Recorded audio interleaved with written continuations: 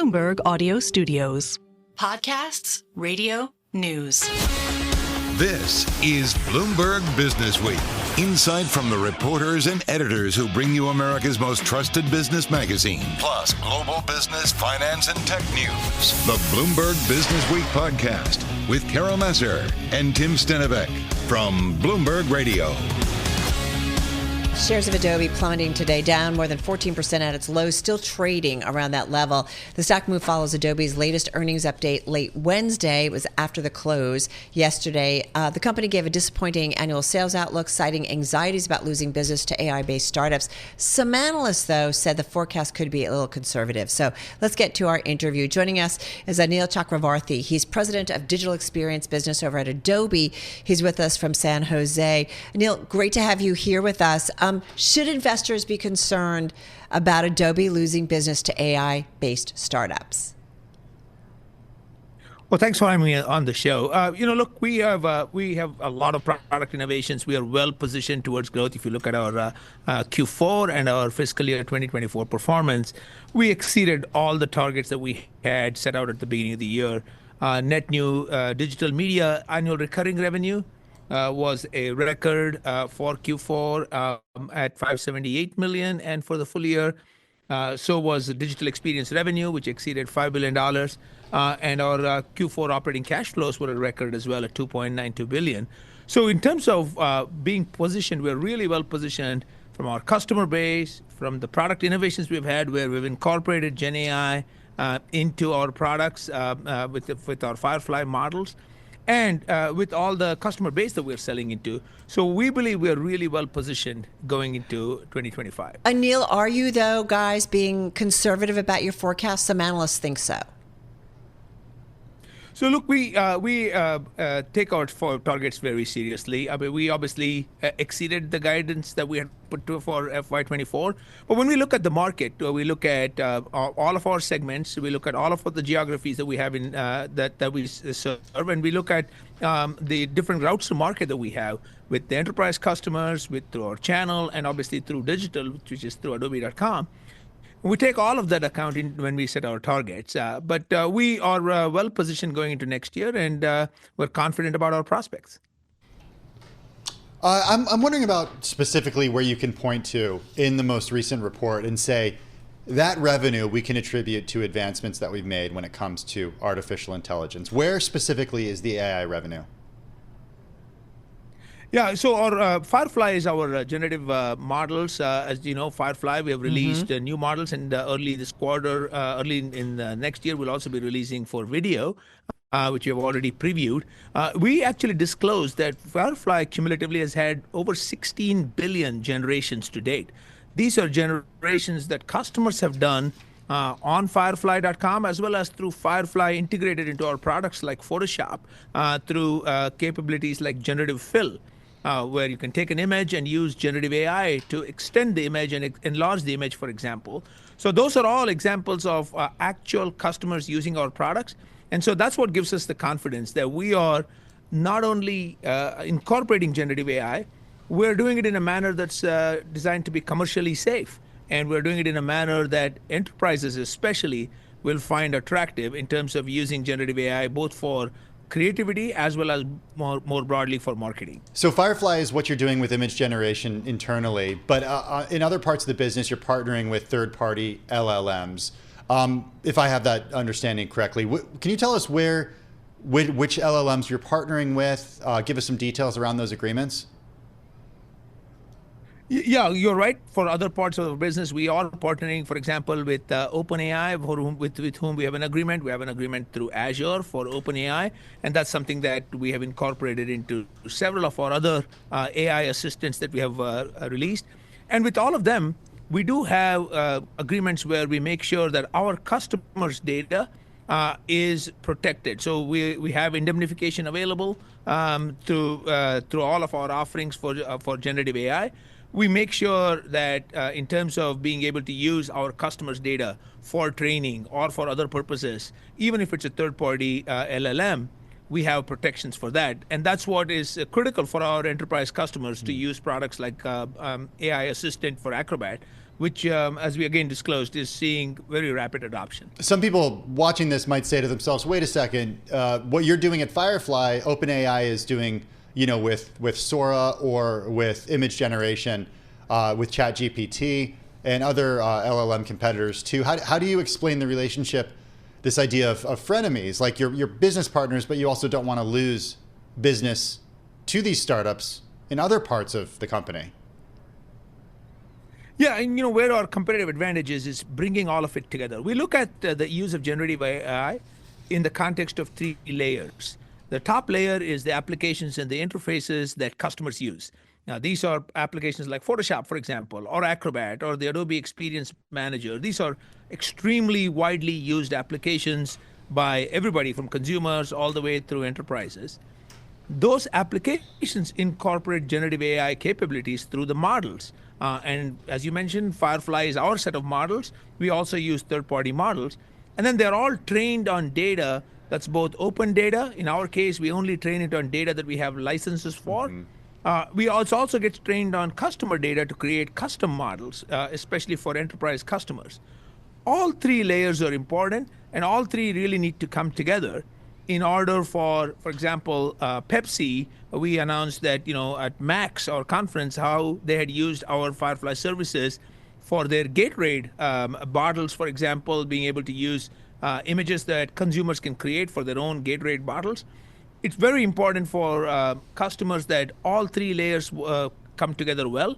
And that is what we believe our competitive advantage is, and which we believe that others will find hard to replicate. Hey, one thing I think investors might be looking at, and TD Cowen actually downgraded you guys to hold from buy and lowered the price target. One of their concerns was a prioritization at Adobe of AI adoption and for monetization, leading to continued growth deceleration trends with potential to fall into single digits. I mean, how much of what you guys are doing is about adoption? Like that is top of mind versus monetization when it comes to AI. And I guess rolling into that, as you work with these third parties, what do those agreements with the LLM makers look like? I mean, are you guys getting discounts? Give us an idea. Yeah, if you look at our model for long-term growth, which we've executed for a number of years now, it is a focus on long-term user growth as well as adoption and growth of use cases, so that we have not only the ability to have a greater number of users, but the products are much more useful to them. They're generating value, whether they're consumers or businesses. And that leads to both upsell and cross-sell. It also leads to opportunities to increase pricing over time based on the value that we are providing. And that's the same playbook that we're running with generative AI. We do believe that it's important to get the adoption increased. We do believe that it needs to go from this idea of being a playground to going into production so that they can get value from it. And then that will provide opportunities over time as they realize value, as our customers realize value. It'll automatically provide opportunities for us to both increase pricing as well as to do cross-sell and upsell. Anil, so appreciate this. Hope you will come back soon. Anil Chakravarthy, President of Digital Experience Business at Adobe. You're listening to the Bloomberg Businessweek podcast. Catch us live weekday afternoons from 2 to 5 p.m. Eastern. Listen on Apple CarPlay and Android Auto with the Bloomberg Business app. Or watch us live on YouTube. Okay, Carol Master, you'll like this. Yes. Because you've talked about this quite a bit over the last few years. Oh, yes. Trump's economic advisors are considering doubling the state and local tax deduction. It's a popular but expensive tax break that could deliver big savings to many residents of New York, New Jersey, and California. Why is it expensive? It's expensive. Yeah, expensive for the government because... Right. Because they don't get those revenues. Exactly. But we also pay a lot in. But also Trump put this in. Like our salary, right? Like everybody... During the first term. Yeah. You know, this is what he did in the first term. He campaigned to take it away. Then Steve Moore was out today telling Bloomberg that the group has discussed expanding that tax write-off limit from $10,000 to $20,000. I'm just saying, people tend to make a lot more money in the New York metro area, so they're kicking a lot into the coffers overall, into the federal tax coffers. How do you really feel? Wait. Okay. Some say. That's not my opinion. All right, so could be some good news to people in the tri-state area in California who own homes. On residential real estate, we're joined by Frances Katzen. She's founder of the Katzen Team at Douglas Elliman. She typically sells more than $350 million in real estate each year, and over her career has sold more than $3 billion worth. Her focus on New York City, mostly Manhattan. She joins us here in the Bloomberg Interactive Brokers studio. How are you? Welcome back. Well, Tim, thank you for having me. Hey, a lot of news in the real estate world this week. Yeah, we got to start with what everybody's talking about. It's among the most read stories on the Bloomberg terminal over the past 2 days. The Alexander brothers. They were arrested on Wednesday. Alleged crimes include trafficking, women for sex, drugging victims, violent attacks. They started at Douglas Elliman before moving to their own brokerage official. Our team spoke to Jonathan Miller, the head of New York appraiser Miller Samuel, who said that he used to say this was like New York's worst kept secret. He said within the industry it was understood that they were trouble. What did you hear about them? No comment. Very disappointing for the business. And I think that it's a very, very, very sad situation. Francis, I do wonder too, though, like I feel over the last decade, safe to say, that culture and toxic cultures in different industries, the media industry, it's something certainly we've dealt with a lot. I'm not saying here, but I'm just saying more broadly. Oh, it was all over. In terms of the media industry, right? Like, yeah. And like, it was like, how did all of this stay so quiet for so long? There's been stuff going on in the technology industry, like pick your industry, and all of a sudden military, like things start to open up and we start to see things and we're like, how is it that we didn't know about this sooner? Because things have been going on for so long. You understand the real estate space. Are there difficult aspects in the industry? Are there cultures that are rough? And maybe it's rougher for women. Help us out here.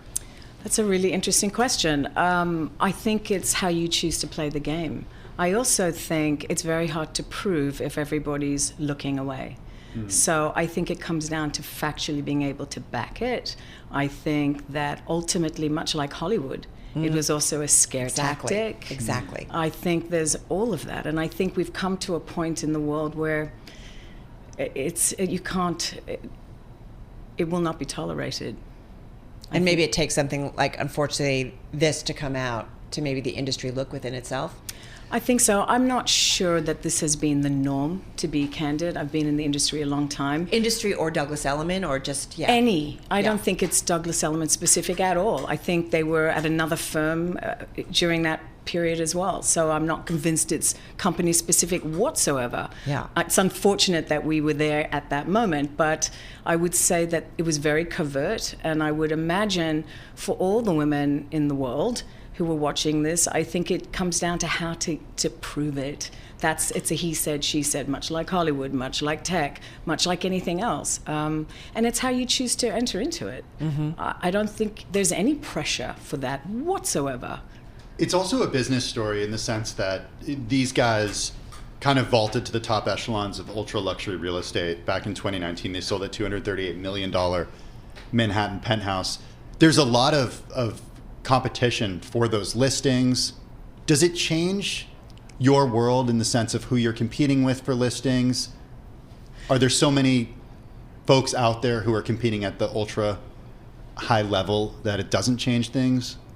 Again, there's enough for everybody. I think it's how you play the game. I've actually been in a situation where we've pitched against each other and ultimately I won, but they were silly enough to overpromise a price and then bid it so low that we didn't counter. So I think you have to understand that there's also a fear tactic where they don't want to ostracize these kind of connected people. How does that work? But what's the but?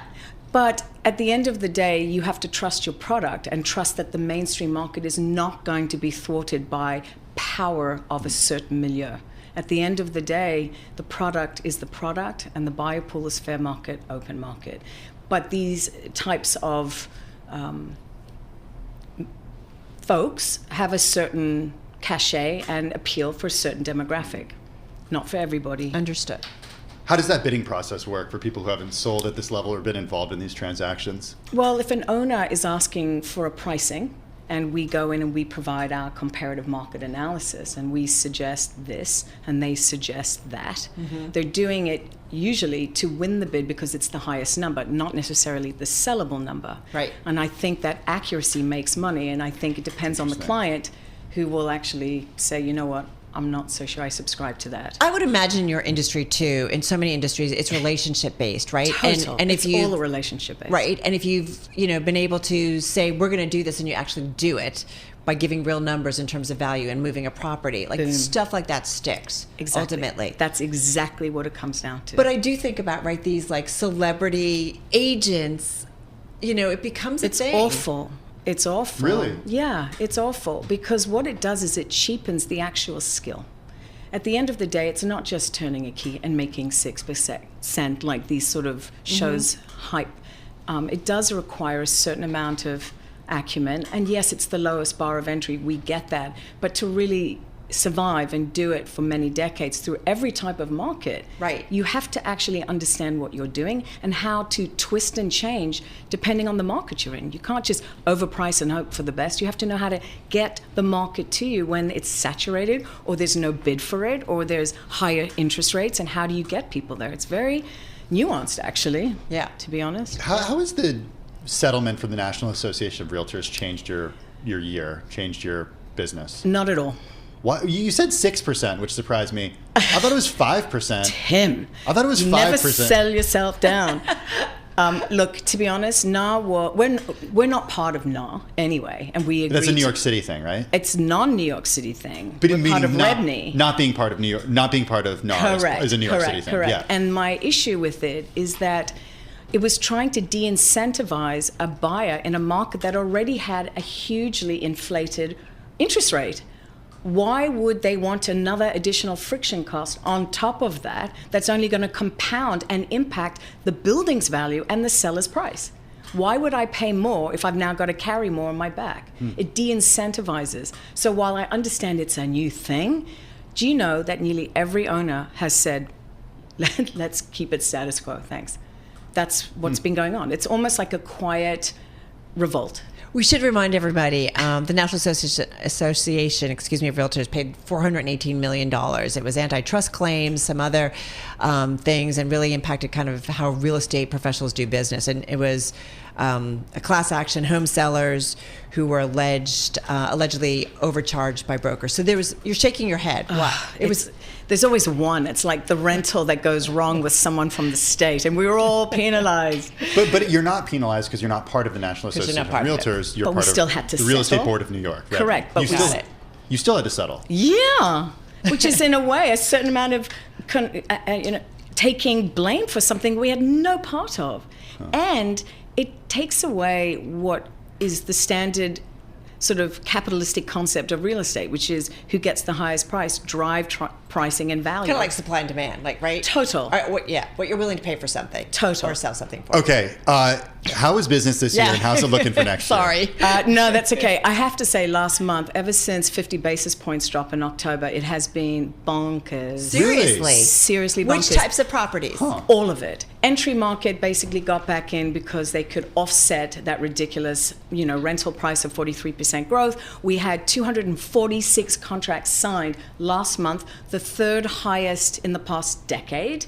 And last week we had 36 contracts signed of over 4 million, and 15 more than the prior week, and 13 of them were 10 million. It's all the rate move.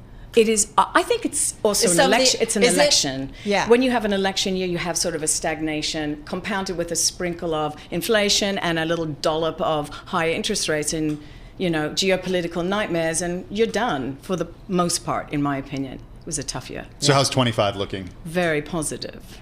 I think the anticipation of additional rate adjustments 4 times throughout the next couple of months over the year, I think will only further. And I also think the capitulation of the sale market drove the value proposition for people to take an edge of 50 basis points off, get back in with the understanding they could refi again ongoing. 20 seconds really quickly. If we don't get all those rate cuts that the Fed we expect, is that going to slow things down? I don't think it will. I think it'll be status quo, which seems to be on us. I think Citi and Goldman reported good earnings. I think you're going to see that trickle into the marketplace. People want to own equity. Thank you so much. Thank you for going a lot of places. We really appreciate it. Wasn't expecting that. Yeah, no I know, but thank you. Frances Katzen, founder of the Katzen Team over at Douglas Elliman, joining us right here in our Interactive Broker studio. I'm driving in my car. I turn on the radio. How about you let me drive? Oh, no. Who's gonna drive you home? Honey, please, I'll do the driving. Drive on. Excuse me, I want to drive. It's the question that drives us. This is the Drive to the Close That funky music will drive us till the dawn. on Bloomberg Radio. All right, TikTok, everybody. We got about 18 and a half minutes left in today's trading session. Get ready to wrap up that Friday trade. We are definitely off our best levels of the day, just off our worst levels, but we've been, in the red pretty much, I think, all day when it comes to the major averages. Very different from the tone that we had yesterday when we saw those big mega cap tech names It's just a day. really flying high. Just a day. It's just a day. But still, I mean, come on. Another day to come. Look at year to date. Okay, perspective. I know I always do this, but it is worth keeping in mind. Context means 27% for the everything. S&P 500 this year? Yeah, I know. Unbelievable. Okay. Like on a tear. Hey, let's see what Tom Plumb has to say about this. President and CIO over at Plumb Funds. The fund, the Plumb Balance Fund, PLBBX, up 20% so far this year. Up on average 8.5% annually for the past 5 years. Tom joins us from Florida, where it's a lot warmer than it is here in New York City. Tom, how are you? I'm doing good. I've just been here for a week, but it's been pleasant. It's nice to talk to you, Kim, and good to see you, Carol. Yeah, great to talk with you as well. How are you?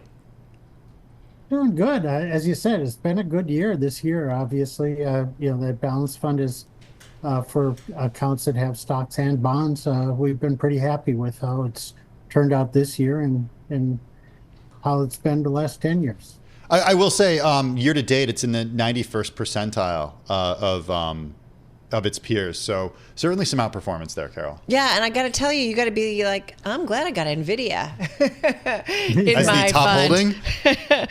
holding? We have talked a lot about, in fact, our weekend show, which we're getting ready to put to bed, is all about AI. It just feels like, again, another mega dump. We talked with an author of a new book on Jensen Huang and specifically about where NVIDIA is going and so on and so forth. You continue to keep holding on to this. Do you add? Tell us what your strategy is around NVIDIA. I think it's very difficult to think about trading NVIDIA. My cousin owns horses, and you don't get off them when they're still going.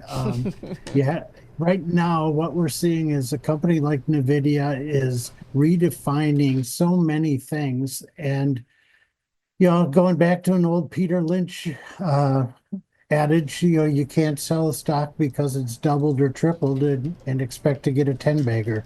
I think we're going to continue to see them execute, and as long as they're executing, they should stay at a premium multiple. They're definitely going to be volatile, but for us, we will occasionally cut back on it when it gets over 10% of the portfolio. But we really think that anytime that it corrects, anytime that there's news that adds some concern, even like today where people are talking about China, it's just going to be an opportunity. If you don't have a full position, this would be a time to do it. Tom, I'm curious what balance means to you guys. Remind our audience, because I'm thinking about some of the names. You've got NVIDIA, Alphabet, Microsoft, Apple. I mean, these are a lot of your mega cap tech names. Some might say, whoa, that's a lot of exposure. How do you think about balanced in terms of the strategy? Well, we've always went back to an old study that showed that you get about 80% of the return and about 45% of the volatility if you have about 60% in stocks. Then we felt that when you have that relationship, then you have to think about how you're going to use the stocks and bonds to their best avail. So stocks, we think, should be there to grow. And so we're looking for companies that are providing that growth and providing the return that you would want from the stock portfolio. But then stocks are volatile. And so then we look at our bonds, and instead of looking to try to get maximum income return from our bonds, we're looking for our bonds to moderate that volatility so that people can be true long-term shareholders of a company like NVIDIA that occasionally tests you. So the top holdings in your firm, fund, include NVIDIA, Alphabet, Microsoft, MasterCard, Visa. But there's one in there, WEX, that doesn't have the same name recognition. What are you betting on with WEX? So WEX is one of the largest corporate finance players that allows these fleet managers to use all the types of tools that they need, from making sure that their people out on the road can get the services they need, but not more than they need. They have discount agreements with different hotels and fuel places. And then they go right and they put it right into your general ledger. And so it's a true corporate finance biz-to-business company. It's not been a performer this year, but it's one that we think has a lot of headwinds this year that are going to turn to tailwinds. One is that they are the benefactor of a lot of this infrastructure build that we're talking about, and they're still at the forefront of using corporate finance and financial technology to benefit and save their clients money.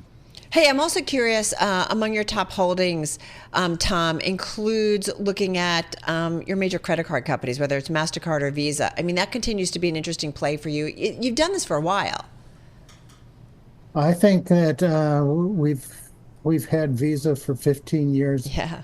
We originally started to look at it as a core major holding when we started to see people buying things on the internet. And at that time, Visa told us that 14% of the transactions in America went through Visa unless they were online. And at that time, it was 42% went through Visa. So we felt a company that doesn't have credit risk, has scale, and has in almost a moat that is impossible for others to crack into, that they were going to continue to benefit, and they have through their execution into this corporate finance, business to business, people to business, all those.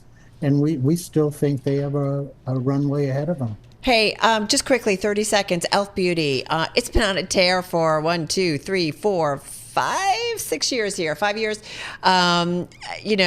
It 161% higher last year. It's a different tone this year. It's down about 9%. Just 30 seconds.